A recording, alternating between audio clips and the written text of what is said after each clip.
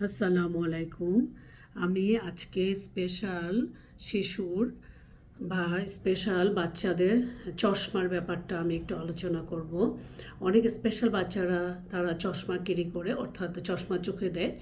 কিন্তু আমি যেটা দেখেছি অনেক সময় যে তাদের চশমার গ্লাসে এত বেশি ডাস্ট কিংবা এত বেশি ময়লা কিংবা কিছু আঠালো জাতীয় কিছু গ্লাসে লেগে আছে।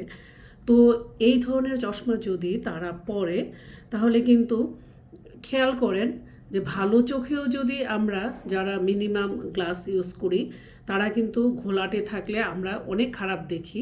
আর স্পেশাল শিশুদের যদি চোখে সমস্যা থাকে এবং তারা যদি সেই ঘোলাটে চশমা পরে তাহলে কিন্তু তাদের দেখাটা অত্যন্ত বাজে হয়।